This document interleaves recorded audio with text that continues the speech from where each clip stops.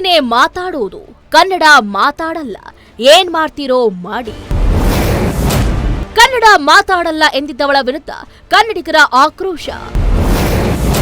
ಹಿಂದಿನೇ ಮಾತಾಡೋದು ಅಂದವಳ ವಿರುದ್ಧ ನಾಳೆ ಕರವೆಯಿಂದ ಪ್ರತಿಭಟನೆ.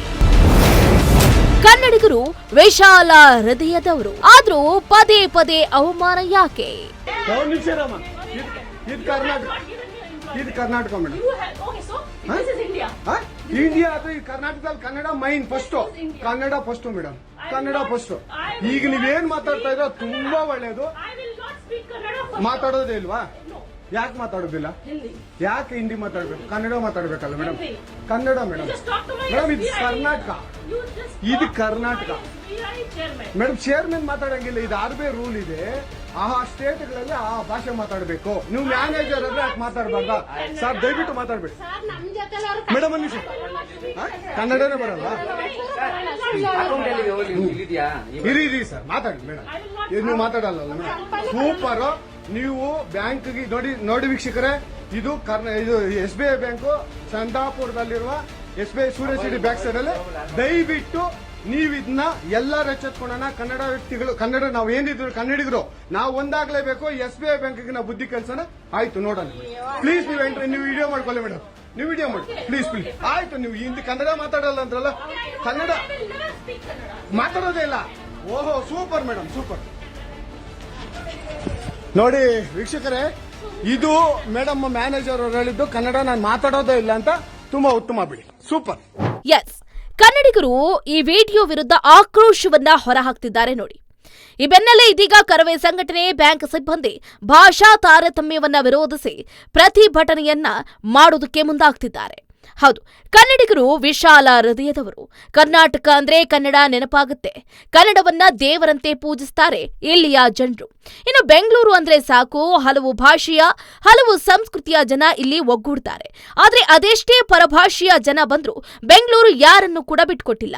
ಬಂದವರಿಗೆಲ್ರಿಗೂ ಉದ್ಯೋಗ ಅವಕಾಶ, ವೇದಿಕೆಗಳನ್ನ ನೀಡಿದೆ. ಆದ್ರೆ ಇತ್ತೀಚೆಗೆ ಕನ್ನಡಿಗರಿಗಿಂತಲೂ ಪರಭಾಷಿಕರ ದೌರ್ಜನ್ಯ, ದಬ್ಬಾಳಿಕೆಯೇ ಜಾಸ್ತಿ ಆಗಿದೆ. ಕೆಲ ತಿಂಗಳ ಹಿಂದಷ್ಟೇ ಹಿಂದಿವಾಲ ಯುವಕನೊಬ್ಬ ಬೆಂಗಳೂರಿನ ಸ್ಥಳೀಯ ಆಟೋ ಚಾಲಕನ ಮೇಲೆ ದಬ್ಬಾಳಿಕೆ ನಡೆಸಿದ್ದ ಪ್ರಕರಣ ಬೆಳಕಿಗೆ ಬಂದಿತ್ತು. ಅದೇ ರೀತಿ ಇವತ್ತು state Bank of India bank manager ಒಬ್ರು ಕನ್ನಡ ಮಾತಾಡುವುದಿಲ್ಲ, ಇದು ಇಂಡಿಯಾ, ನಾನು ಹಿಂದಿಯನ್ನೇ ಮಾತಾಡೋದು ಅಂತ ಉಡಾಫಿಯಾಗಿ ಮಾತನಾಡಿರುವ ವಿಡಿಯೋ ವೈರಲ್ ಆಗ್ತಾ ಇದೆ. ಎಸ್, ಈ ಹಿಂದೆಯೂ ಕೂಡ ಕನ್ನಡಿಗರನ್ನ ಕೆಣಕಿದ GT ಹೋಟೆಲ್ ಡಿಜಿಟಲ್ ಬೋರ್ಡ್ನಲ್ಲಿ ಕನ್ನಡಿಗರ ಕುರಿತು ಅವಾಚ್ಯ ಬರಹವನ್ನ ಡಿಸ್ಪ್ಲೇಗೆ ಹಾಕಲಾಗಿತ್ತು. ಕನ್ನಡಿಗರಿಗೆ ಅಪಮಾನ ಆಗುವಂತೆ ಲಾಡ್ಜ್ನ ಡಿಜಿಟಲ್ ಬೋರ್ಡ್ನಲ್ಲಿ ಅವಾಚ್ಯ ಬರಹವನ್ನ ಪ್ರದರ್ಶಿಸಿದ ಘಟನೆ ಮಡಿವಾಳ ಠಾಣಾ ವ್ಯಾಪ್ತಿಯಲ್ಲಿ ಈ ಹಿಂದೆ ನಡೆದಿತ್ತು. ತಾವರೆಕೆರೆ ಮುಖ್ಯ ರಸ್ತೆಯ ಲಾಡ್ಜ್ನಲ್ಲಿ ಅವಾಚ್ಯ ಬರಹ ಡಿಸ್ಪ್ಲೇ ಮಾಡಿರುವ ವಿಡಿಯೋ ಸಾಮಾಜಿಕ ಮಾಧ್ಯಮದಲ್ಲೂ ಕೂಡ ವೈರಲ್ ಆಗಿತ್ತು. ಕನ್ನಡಿಗರು ಅದಕ್ಕೂ ಕೂಡ ಆಕ್ರೋಶವನ್ನ ವ್ಯಕ್ತಪಡಿಸಿದರು. ಕನ್ನಡಿಗರನ್ನ ಕೆಣಕುವಂತೆ ಅವಾಚ್ಯ ಬರಹವನ್ನ ಲಾಡ್ಜ್ನ ಡಿಜಿಟಲ್ ಬೋರ್ಡ್ನಲ್ಲಿ ಡಿಸ್ಪ್ಲೇ ಮಾಡಲಾಗಿತ್ತು. ತಕ್ಷಣ ಎಚ್ಚೆತ್ತಂತಹ ಮಡಿವಾಳ ಠಾಣಾ ಪೊಲೀಸರು ಲಾಡ್ಜ್ಗೆ ತೆರಳಿ ತಪಾಸಣೆಯನ್ನ ನಡೆಸಿದ್ರು. ಲಾಡ್ಜ್ ಸಿಬ್ಬಂದಿ ನೌಷದ್ ಎಂಬಾತನನ್ನ ವಶಕ್ಕೆ ಪಡೆದು ವಿಚಾರಣೆ ಕೂಡ ನಡೆಸಿದ್ರು. ವ್ಯಕ್ತಿಯೊಬ್ಬ ಬೋರ್ಡ್ ಮಾಡಿಕೊಟ್ಟಿದ್ದ, ಯಾರೋ ಹ್ಯಾಕ್ ಮಾಡಿರುವ ಸಾಧ್ಯತೆ ಇದೆ ಅಂತ ಆತ ಹೇಳಿದ್ದ. ಆದರೆ ಬೋರ್ಡ್ ಬದಲಿಸಿದ ಆರೋಪದ ಅಡಿ ಅಸ್ಸಾಂ ಮೂಲದ ಅಬ್ದುಲ್ ಸಮದ್ ಎಂಬಾತನನ್ನ ವಶಕ್ಕೆ ಪಡೆದುಕೊಂಡು ವಿಚಾರಣೆ ನಡೆಸಲಾಗ್ತಿದೆ ಅಂತ ಪೊಲೀಸರು ಈಗಾಗಲೇ ಮಾಹಿತಿಯನ್ನ ಕೊಟ್ಟಿದ್ದಾರೆ. ಎಸ್, ಇಂತಹ ಅತಿರೇಕದ ಕೃತ್ಯಗಳನ್ನ ಸಾರ್ವಜನಿಕರು ಪ್ರಶ್ನಿಸಬೇಕಾಗಿದೆ. ಎಲ್ಲಾ ಸಂದರ್ಭಗಳಲ್ಲೂ ಕೂಡ ಕನ್ನಡ ಪರ ಹೋರಾಟಗಾರರೇ ಬರಲಿ ಅಂತ ಕಾಯಬಾರದು. ಇಂಥವರನ್ನ ಪ್ರಶ್ನೆ ಮಾಡಬೇಕು. ನಾವ್ಯಾಕೆ, ನಮಗ್ಯಾಕೆ ಅಂತ ಸುಮ್ನಾದ್ರೆ ನಾಡು ನುಡಿಯ ಕುರಿತು ಪ್ರಶ್ನಿಸುವವರು ಯಾರು? ಇಷ್ಟು ದೊಡ್ಡ ಏರಿಯಾದಲ್ಲಿ ಯಾರೂ ಕೂಡ ಈ ಕೃತ್ಯವನ್ನ ಪ್ರಶ್ನಿಸದೇ ಇರೋದು ಬೇಸರದ ಸಂಗತಿ ಆಗಿದೆ ಅಂತ ಸ್ಥಳೀಯ ನಿವಾಸಿಗಳು ಕೂಡ ಈ ಹಿಂದೆ ಹೇಳಿಕೆಯನ್ನ ಕೊಟ್ಟಿದ್ರು. ಅಷ್ಟೇ ಅಲ್ಲದೆ ಲಾಡ್ಜ್ ಮಾಲೀಕನ ವಿರುದ್ಧ ಸ್ವಯಂ ಪ್ರೇರಿತ ಪ್ರಕರಣವೂ ಕೂಡ ದಾಖಲಾಗಿತ್ತು. ಬೆಂಗಳೂರು ಆಗ್ನೇಯ ವಿಭಾಗದ DCP ಸಾರಾ ಫಾತಿಮಾ ಇದರ ಬಗ್ಗೆ ಮಾತಾಡಿದ್ರು. ಕನ್ನಡಿಗರಿಗೆ ಅಪಮಾನ ಆಗುವಂತಹ ಬರಹವನ್ನ ಡಿಜಿಟಲ್ ಬೋರ್ಡ್ನಲ್ಲಿ ಡಿಸ್ಪ್ಲೇ ಮಾಡಿದ ಲಾಡ್ಜ್ನ ಮಾಲೀಕನ ವಿರುದ್ಧ ಮಡಿವಾಳ ಠಾಣಾ ಪೊಲೀಸರು ಸ್ವಯಂ ಪ್ರೇರಿತ ಪ್ರಕರಣವನ್ನ ದಾಖಲು ಮಾಡಿಕೊಂಡಿದ್ದಾರೆ. ಲಾಡ್ಜ್ನ ಮಾಲೀಕ ಹಾಗೆ ಮ್ಯಾನೇಜರ್ ವಿದೇಶದಲ್ಲಿದ್ದು ಸಂಬಂಧಪಟ್ಟವರಿಗೆ ನೋಟಿಸ್ ಅನ್ನ ನೀಡಲಾಗಿದೆ ಅಂದ್ರು. ಇನ್ನು ಕೋರಮಂಗಲದ ಅಂಗಡಿಯೊಂದು ಡಿಜಿಟಲ್ ಬೋರ್ಡ್ ಸಿದ್ಧಪಡಿಸಿಕೊಟ್ಟಿದ್ದು ಮೇ 8ರ ಬಳಿಕ ಬೇರೆ ಬೇರೆ ವಾಕ್ಯಗಳು ಡಿಸ್ಪ್ಲೇ ಆಗ್ತಾ ಇರೋದ್ರ ಬಗ್ಗೆ ಬೋರ್ಡ್ ತಯಾರಕರಿಗೆ ದೂರನ್ನ ನೀಡಿದ್ದೀವಿ ಅಂತ ಲಾಡ್ಜ್ನ ಸಿಬ್ಬಂದಿ ತಿಳಿಸಿದ್ದಾರೆ. ಆದರೆ ಕನ್ನಡಿಗರ ಕುರಿತು ಹೇಗೆ ಅವಾಚ್ಯ ವಾಕ್ಯ ಡಿಸ್ಪ್ಲೇ ಆಗಿದೆ ಅನ್ನೋದರ ಕುರಿತು ತನಿಖೆಯನ್ನ ನಡೆಸಲಾಗ್ತಾ ಇದೆ. ಬೋರ್ಡ್ ತಯಾರಕರನ್ನ ಕೂಡ ವಿಚಾರಣೆಗೆ ಒಳಪಡಿಸಲಾಗಿದೆ ಅಂತ ಪೊಲೀಸರು ಈ ಹಿಂದೆ ಮಾಹಿತಿಯನ್ನ ಕೊಟ್ಟಿದ್ರು. ಈ ಘಟನೆ ಮಾಸುವ ಮುನ್ನವೇ ಇದೀಗ ಇಂತಹದ್ದೇ ಘಟನೆ ನಡೆದಿದೆ ನೋಡಿ. ಅದು ಕೂಡ ವಿದ್ಯಾವಂತೆ ಬಾಯಲ್ಲೇ ಕನ್ನಡಕ್ಕೆ ಅಪಮಾನ ಆಗಿದೆ. S, state Bank of India bank manager ಒಬ್ರು ಕನ್ನಡ ಮಾತಾಡುವುದಿಲ್ಲ, ಇದು ಇಂಡಿಯಾ, ನಾನು ಹಿಂದಿಯನ್ನೇ ಮಾತಾಡುವುದು ಅಂತ ಉಡಾಫಿಯಾಗಿ ಮಾತಾಡಿದ್ದಾರೆ. ಅಷ್ಟೇ ಅಲ್ಲದೆ ನಾನೆಂದಿಗೂ ಕೂಡ ಕನ್ನಡ ಮಾತಾಡುವುದಿಲ್ಲ ಅಂತ ಕನ್ನಡಿಗರನ್ನ ಕೆರಳಿಸುವಂತೆ ಪ್ರತಿಕ್ರಿಯೆ ನೀಡಿರುವ ವಿಡಿಯೋವೊಂದು ಈಗ ಬಹಳ ಹಲ್ಚಲ್ ಕ್ರಿಯೇಟ್ ಮಾಡಿದೆ. ಕನ್ನಡಿಗರು ಈ ವಿಡಿಯೋ ವಿರುದ್ಧ ಆಕ್ರೋಶವನ್ನ ಹೊರಹಾಕ್ತಿದ್ದಾರೆ. ಈ ಬೆನ್ನಲ್ಲೇ ಇದೀಗ ಕರವೇ ಸಂಘಟನೆ ಬ್ಯಾಂಕ್ ಸಿಬ್ಬಂದಿ ಭಾಷಾ ತಾರತಮ್ಯವನ್ನ ವಿರೋಧಿಸಿ ಪ್ರತಿಭಟನೆಗೆ ಕರೆಯನ್ನ ಕೊಟ್ಟಿದ್ದಾರೆ. ಭಾಷಾ ತಾರತಮ್ಯ ವಿರೋಧಿಸಿ ಪ್ರತಿಭಟನೆಗೆ ಕರೆ.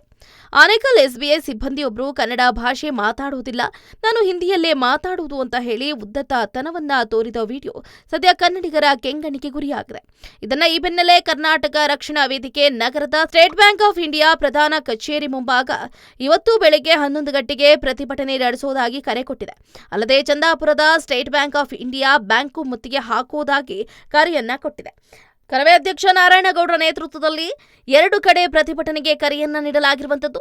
ಹಾಗಾದ್ರೆ ಈ ವಿಷಯಕ್ಕೆ ಸಂಬಂಧಪಟ್ಟಂತೆ ಪತ್ರ ಕೂಡ ಬರೆದಿದ್ದಾರೆ. ಆ ಪತ್ರದಲ್ಲಿ ಏನಿದೆ ಅಂತ ನೋಡೋದಾದ್ರೆ, ಕರ್ನಾಟಕದ ಜನತೆಯ ಆತ್ಮಗೌರವಕ್ಕೆ ಧಕ್ಕೆ ತರುವಂತೆ ಚಂದಾಪುರದ ಸ್ಟೇಟ್ ಬ್ಯಾಂಕ್ ಆಫ್ ಇಂಡಿಯಾ ಶಾಖೆಯಲ್ಲಿ ಸಿಬ್ಬಂದಿಯೊಬ್ಬರು ಕನ್ನಡದಲ್ಲಿ ವ್ಯವಹರಿಸುವುದಕ್ಕೆ ಸ್ಪಷ್ಟವಾಗಿ ನಿರಾಕರಿಸಿದ್ದು, ನಾನು ಕನ್ನಡ ಮಾತಾಡುವುದಿಲ್ಲ, ಹಿಂದಿಯಲ್ಲೇ ಮಾತಾಡ್ತೀನಿ ಅಂತ ಉದ್ದಟತನದಿಂದ ವರ್ತಿಸಿರುವ ಘಟನೆ ನಡೆದಿದೆ. ಇಂತಹ ಘಟನೆಗಳು ಕೇವಲ ಚಂದಾಪುರ ಸೀಮಿತವಾಗಿಲ್ಲ.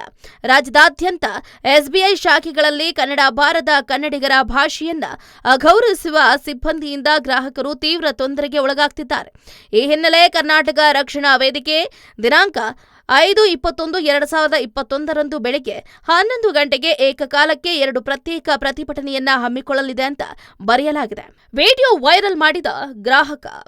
ಚಂದಾಪುರದ ಸೂರ್ಯ ಸಿಟಿಯ ಎಸ್ಬಿಐ ಬ್ಯಾಂಕ್ ಮ್ಯಾನೇಜರ್ ಕನ್ನಡ ಮಾತಾಡುವುದಿಲ್ಲ ಅಂತ ಉಡಾಫೆ ವರ್ತನೆ ತೋರಿದ್ದಾರೆ. ಕನ್ನಡಿಗರನ್ನ ಕೆರಳಿಸುವ ರೀತಿಯಲ್ಲಿ ಮಾತಾಡಿದ್ದಾರೆ.